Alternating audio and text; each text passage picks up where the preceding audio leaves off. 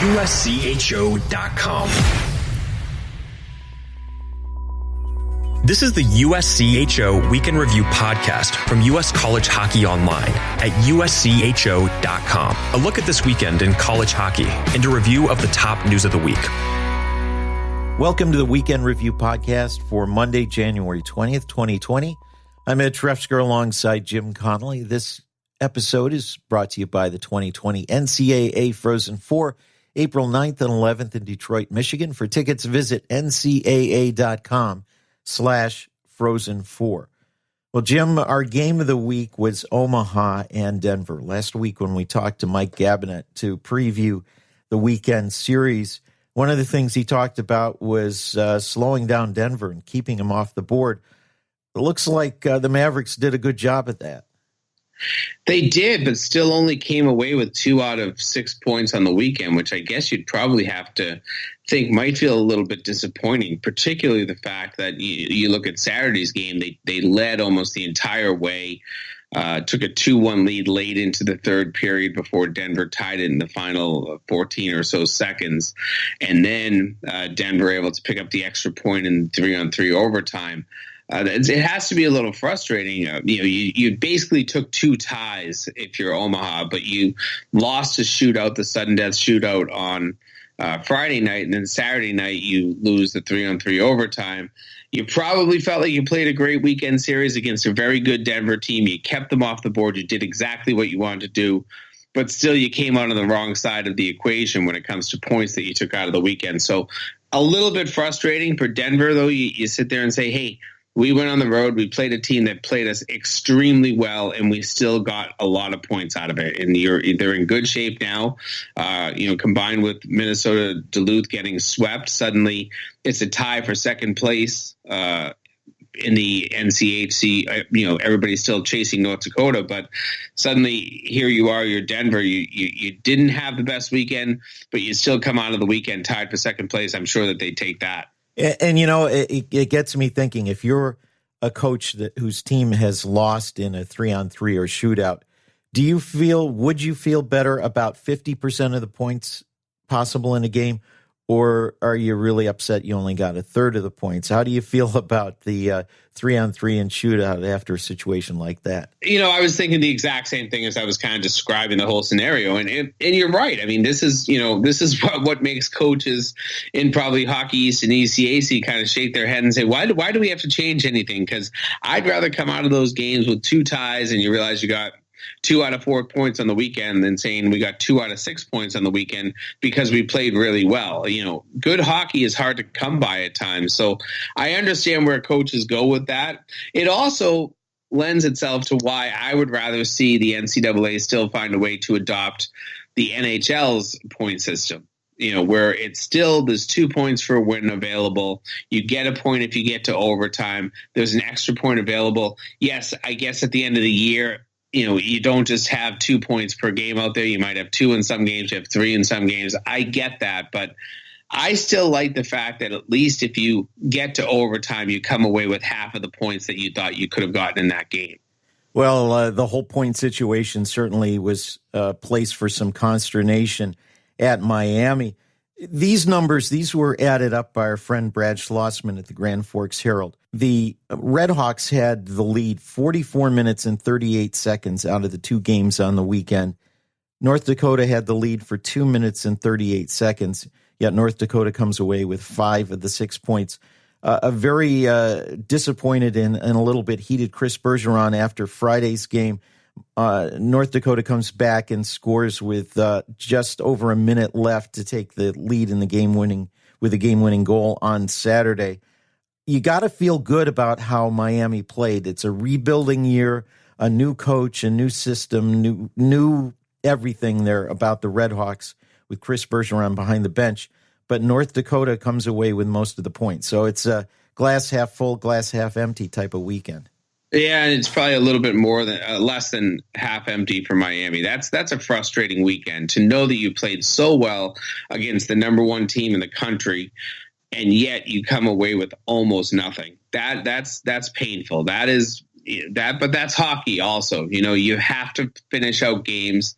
It does take all 60 minutes, and somehow North Dakota finds themselves in a position that they were tied on Saturday night, get the late goal, add an empty netter, a 5-3 victory, and you take all 3 points out of that game. It is painful. I understand it. I sympathize with Chris Bergeron, because sometimes your teams go out there and play very good, even excellent games, and you still don't get the points. So I know that Miami is heading in the right direction. You have to take out of those games the positives and find a way to emphasize those, rather than really leaning on the fact that you only got 1 out of 6 points on the weekend. They're still in a decent position in the league. That bottom of the WCHA is so compacted. You have Colorado College and Omaha. They're sitting there with Colorado College with 10, Omaha, Miami with 12, and then St. Cloud with 15 points.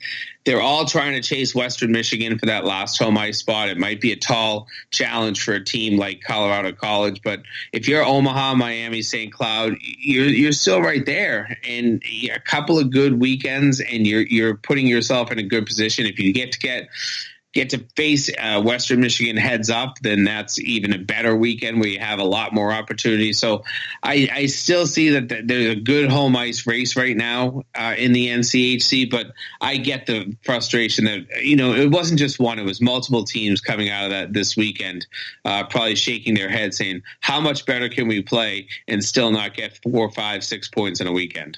Brett Larson was a longtime assistant coach for Scott Sandlin at Minnesota Duluth and was his assistant at the World Juniors. They are good friends, and they faced each other at St. Cloud. St. Cloud took 2 from Minnesota Duluth, a road frustration at St. Cloud that goes back a few seasons for Minnesota Duluth, even as they've won a couple of national championships, going back to Bob Mosko's days behind the bench for the Huskies. But this is really a good weekend for St. Cloud, a team that some had overlooked was going to be in a rebuilding year. And this is the time of year, it's the cliche. Coaches like to say, well, our freshmen aren't freshmen anymore. And that was a great weekend for the Huskies to get those 2 wins. Yeah, it certainly was. And maybe it's frustrating for Duluth and its fans. And I think I said earlier that they were tied for second place. They actually still have a 1-point lead over Denver for second place. But right now, I look at Duluth as a team that needs to get things together. You went in and didn't take any points out of a weekend on the road. Yes, you're playing a hungry St. Cloud team. It seems to be a team, St. Cloud, more than any team, and it might be the relationship between Larson and Sandlin that does this, but that St. Cloud has had Duluth's number for a number of years now, and you've got to get kind of over that mental hurdle, because at some point you're going to get into a postseason battle. It could be, when you look at the way the standings align right now, Duluth could be hosting St. Cloud in the first round of the playoffs easily. A few things shift and Duluth falls, St. Cloud maybe falls, whatever it might be. This could be a 3-6 battle in the first round of the NCHC playoffs. And Duluth at that point, then you're sitting there saying, oh boy, this is the one team we can't face. You can't have that opponent. If you're as good a team as Duluth should be and feels like they are, you can't have that sort of a mentality. And you're building that mentality right now with all of the problems that you've created, not being able to beat a St. Cloud State team. Let's turn to the Big Ten. You talk about a team picking up points. Michigan got 5 of 6 at Penn State, a 6-0 spanking over the Nittany Lions on Friday, and then getting the extra point in the tie on Saturday. Mel Pearson's Wolverines are on a roll. They really are. And, you look at the way that they played over the last 2 weekends, and especially this weekend against a high-flying Penn State team. They found ways to shut them down. That was very impressive. And then, even on Saturday, they ended up in an overtime situation, and you get to 3-on-3 overtime, and you find the way to get the extra point. You score the goal, and I mean the 3-on-3 overtime. I hate to say it, it just feels like it's built for Penn State. More open ice, more opportunities to get some shots off, and here you are in a situation where Michigan takes the points, and they get a nice goal. It was a gorgeous goal. If you haven't seen the replay, find it online. It'll be in Plays of the Week, I'm almost sure. But Michigan just is one of those teams that if you give them a little confidence, they become a more dangerous club. And right now, when you look at the Big Ten standings, they're still on the bottom half. They're still down in 5th place, but they've climbed within 2 points of Notre Dame. I think Penn State and Michigan State are still kind of a stretch for Michigan to go ahead and catch. Their 7 points behind each one of those. I know that 6-point weekends you can turn a lot, but the way that Mel Pearson has his team playing right now, they're playing with all the confidence in the world. And this is the Michigan team I think everybody expected to see coming into the season. This is the Michigan team that I think we all understand can be dangerous down the stretch. Listen, they're going to have to probably win the Big Ten tournament to get into the NCAA tournament. But if they were to get there and they have a little bit of swagger and a little bit of confidence, Mel Pearson knows how to coach in those situations. I'd expect them to be a very dangerous out no matter what tournament they're playing in. It's a very different story with Notre Dame. They got 2 of 6 points at Ohio State over the weekend. Everybody was looking for them to be right at the top in the NCAA picture. They started out 8-1-2. They are now 10-10-4 after the weekend. And I'm expecting they may just drop right out of the USCHO poll on Monday. Yeah, I think I took them off my ballot. I'd have to go back and look, but I'm pretty sure that they did not make it into the top 20 of my ballot, and I'm sure that's going to be the case on many ballots out there. They're just not playing well. I don't know what happened to all the confidence that this team had. It used to be that if you had a lead at Notre Dame, you had no problems because Notre Dame knew how to play with the lead. But Friday night, they jump out to a 3-0 lead on Ohio State, and you're thinking, wow, here we go. Notre Dame, here's their turning point. This is their weekend. This will be the weekend they do it. Next thing you know, that lead's close to 3-2. They get it back to 4-2, and it gets to 4-2 late, and they give up 2 goals, I believe, in the final 2 minutes of regulation. They still got the 3-on-3 overtime win, or shootout, whatever it was. They got the 2 points on Friday night, and then bounced back and a 2-1 loss. That's the type of game that you can expect. But you need to close out that 3-0 lead on Friday night. That's a really, really bad loss, and to have a 2-goal lead late. I mean, this is just this is so uncharacteristic for any Jeff Jackson coach team. His teams that I saw when they were in Hockey East, when they had a lead, forget about it. They could lock you down. You wouldn't get any good quality shots. They would give you those shots from the 10% zone along the board, or maybe something from the point with no screen in front. That's all they would allow. Here they are. They're giving up goals late. It's just so un-Notre Dame to me. And there's we're getting to the point that we can start writing this team off and head on into 2021 for them, because you look at where they are on the pairwise right now. There's almost no way for them to make any sort of a major comeback unless they go on a double-digit winning streak here to close out the season. They'll have a chance to try to turn things around this coming weekend when they host Wisconsin, a team itself which has been inconsistent. They lost at home to Michigan State 4-0 on Friday, and then came back to win 3-1 on Saturday for the weekend split. I feel like that's becoming the story for Wisconsin, is you blow the game. Well, not blow. You just don't have a good effort on Friday. Then you motivate and you have a good effort on Saturday. And listen, maybe that's just what Wisconsin's destined to become this year. But I had a lot higher hopes for this team. They haven't really proven those hopes true at this point. But again, you don't want to be facing a team like that. I mean, we talk about it in Hockey East all the time. Nobody wants to face Boston University right now in the playoffs. Well, nobody's going to want to face Wisconsin in the playoffs, because they have the talent that when they flip the switch, suddenly that talent can turn itself into a couple of wins over a best 2 out of 3 series, or an upset in a single game elimination series. So those types of teams are so dangerous in the postseason, but you just get frustrated. If you're a fan, you get so frustrated trying to watch those teams because you have the ability and you're just not finishing and winning games. We've got more of the Weekend Review podcast coming up, including the WCHA and the Eastern Conferences. We're sponsored by the 2020 NCAA Frozen Four, April 9th and 11th in Detroit, Michigan. Here's a word from our sponsor. This is the USCHO Weekend Review podcast from US College Hockey Online. Every time you show up, every time you make your presence heard, whether you clap your hands, or stomp your feet. Lead the chant or join the chorus. However you choose to be a fan, you make the game. The NCAA Frozen Four, April 9th and 11th at Little Caesars Arena in Detroit. Visit ncaa.com/Frozen4 to get your tickets today.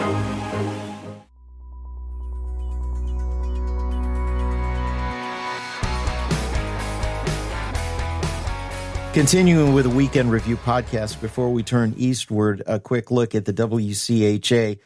6 points on the weekend for Minnesota State at Bowling Green, including an overtime win on Saturday. Minnesota State maybe stumbled slightly around the semester break, but slightly is the word that I'm going to emphasize, and they are continuing to move along well, and they played a great weekend against a strong Bowling Green team. Yeah, I think that a lot of people thought that was their big, test was to face Bowling Green. They get an overtime win on Friday. They get the win on Saturday. You get out of the weekend with all 6 points, and right now, great position. I mean, the one team that is still kind of right in the mix there, and they're chasing Minnesota State is Bemidji State. They're still 13-3-2 with a shootout win. To be only 6 points behind Minnesota State right now. That's one weekend. I've got to check the schedule if and when they play again. I'm pretty sure that they do.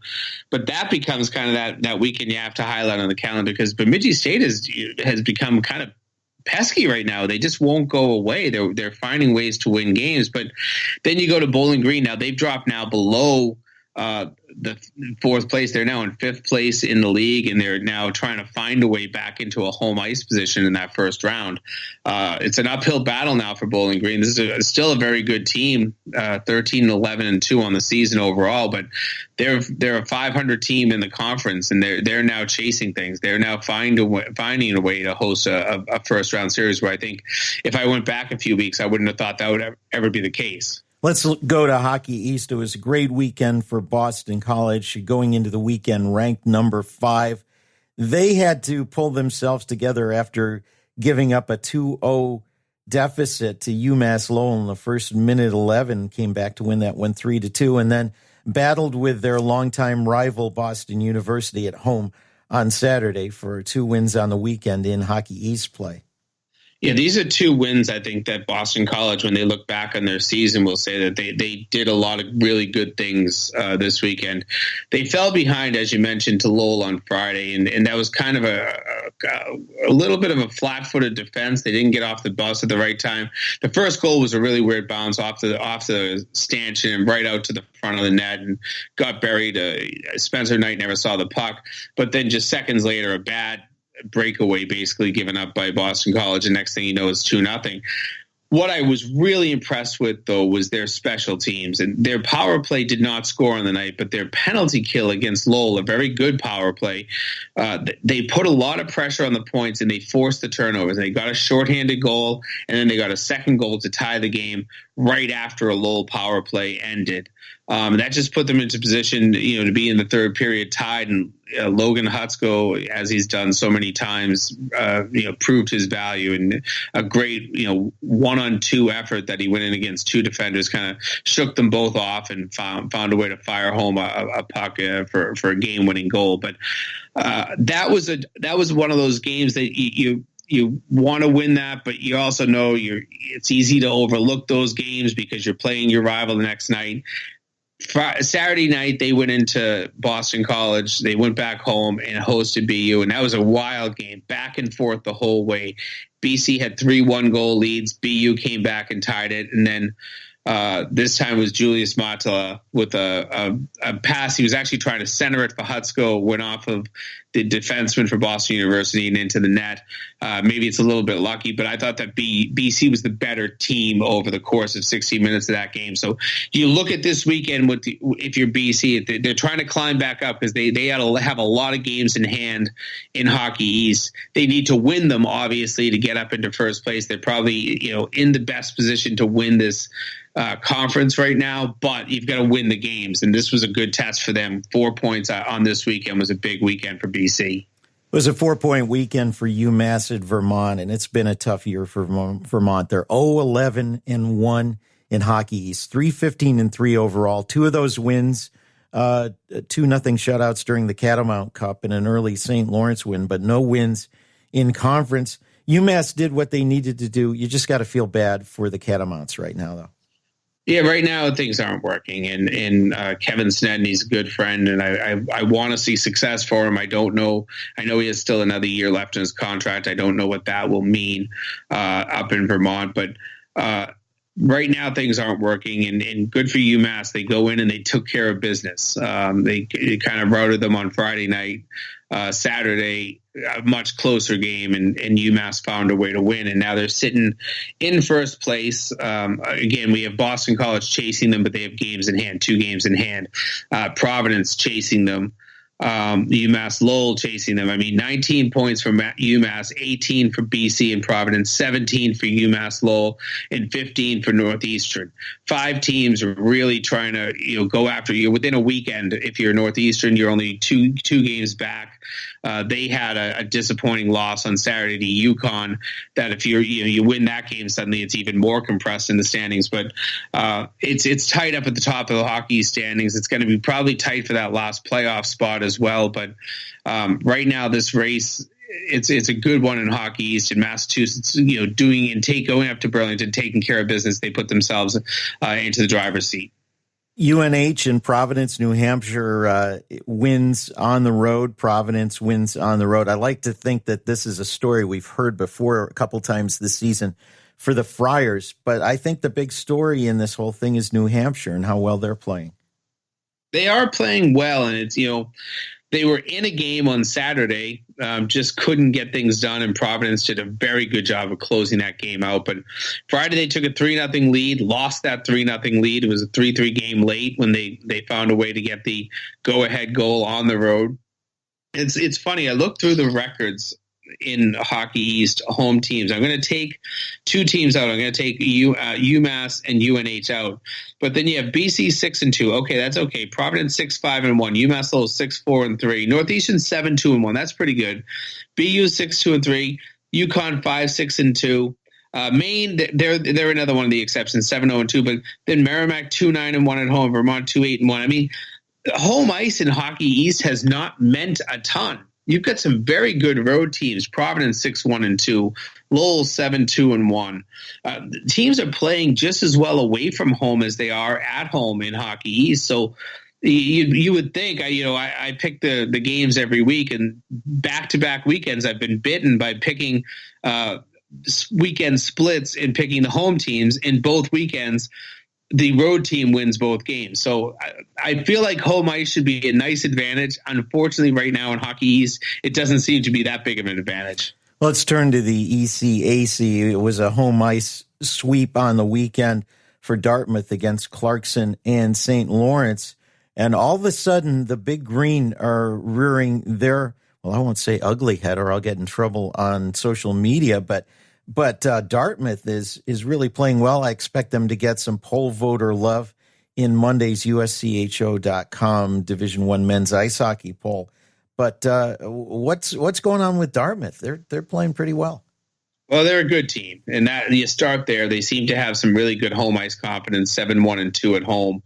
They're going to play a lot of road games down the stretch. That's one thing that you have to look at for them, and they've got to find a way to keep up. But right now, they've jumped into a tie with Harvard, Quinnipiac, and RPI all for third place. You want to talk about a great home ice race that's going to be in the ECAC, what a race that could be. But you're only 2 points in back of Cornell. You're only 5 points out of first place, Clarkson. You just took a game against Clarkson, so you've got all the confidence in the world if you're Dartmouth. I like the way they're playing, and Bobby Gaudette always seems to get his teams to play competitive hockey. It's always taking that next step between competitive and being the best. They're so close many years to being that really good team. Now they've just got to take that next step. Don't be playing a first round playoff match. I know it's wonderful to host in the first round like they usually do, but get the bye, get a home ice round in the second a home ice series in the second round. That should be their goal. And I think that they're putting themselves in excellent position right now. They've got a game in hand on most of these teams that they're tied with. They've got 2 games in hand on some of them. So I really like the way that they're positioned right now. This could be a very dangerous Dartmouth team down the stretch. Clarkson did salvage a split on the weekend by beating Harvard. Clarkson continues to be one of the elite teams in that conference and are well positioned for the postseason as well in an at-large bid. But they're going to be battling right to the end for the top of that league. Yeah, no doubt. I think they're in very good position. They're playing well. The one thing that concerns me out of that is Harvard. I saw that team play a few weeks ago out in Irvine, California, when they took on Arizona State. And I'm saying, wow, team has a lot. They have speed. They have a lot of skill. They have some finishers. They had a good goaltender who was playing very well that weekend.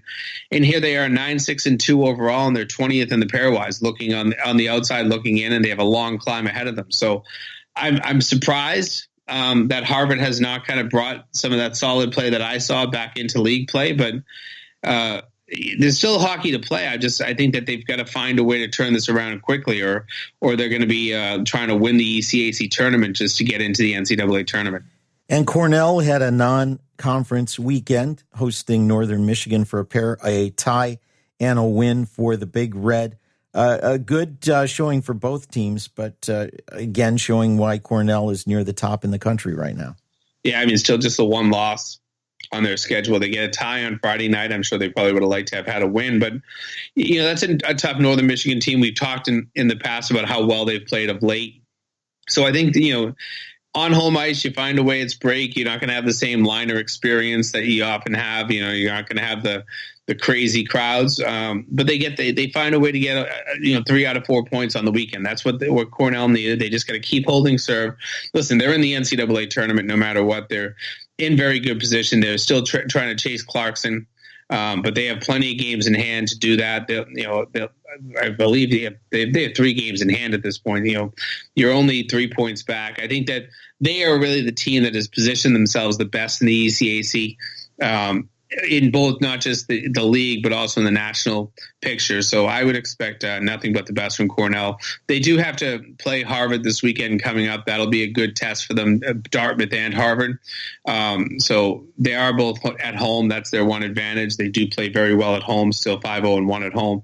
So we'll see where that goes, but I like the way that Cornell's playing right now.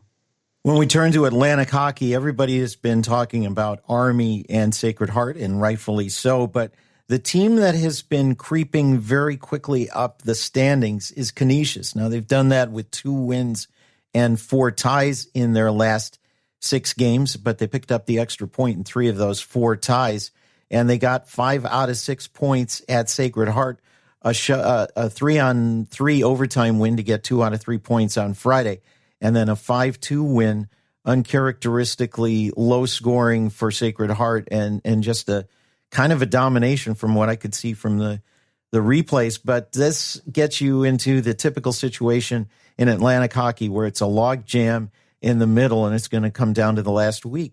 Canisius has been getting some really good play as of late from the freshman goaltender Jacob Barczewski, and that continued over the weekend. Well, and they get their first road win. That's a nice thing for them. And but they're also playing Sacred Heart, which Sacred Heart is a road team. They're 10-2 on the road, but they're 4-6-2 at home. I mean, that's one of those craziest mixes of a record that you're ever going to see out there. But good for Canisius. They seem to be doing the right things at the right time to be unbeaten in 6 games at this point, to take 3 of those 4 extra points that they could have out of those league games, and they've basically taken themselves from the nearest cellar, and they're putting themselves in a position to. They've still got a long climb to think about getting that first round bye, but you never know. I mean, you're now positioning yourself at least for a home ice series when the playoffs start in that first round. I just like the way that they're playing right now, and if you keep that up, and of course it's a consistency thing, week in, week out, but you never know where dangerous teams are going to come from. And as you said earlier, this is the point in the year where freshmen, they're more ingrained, they're more part of the team. They can be the guys you can count on. If you've got a freshman netminder who's finally settling into the net, watch out. We know that goaltenders can be as dangerous as any. Well, that's going to do it for this week's Weekend Review podcast. You can catch our other podcasts, Spotlight on Tuesdays and Game of the Week, previewing the weekend's games on Thursdays. Find them all at USCHO.com/podcasts. This has been sponsored by the NCAA Frozen Four, April 9th and 11th in Detroit, Michigan. For tickets, visit ncaa.com/Frozen4. For Jim Connelly, I'm Ed Trefzger, and we'll catch you next time. This has been the USCHO Weekend Review Podcast, a production of U.S. College Hockey Online. Visit USCHO.com/podcasts to listen or subscribe.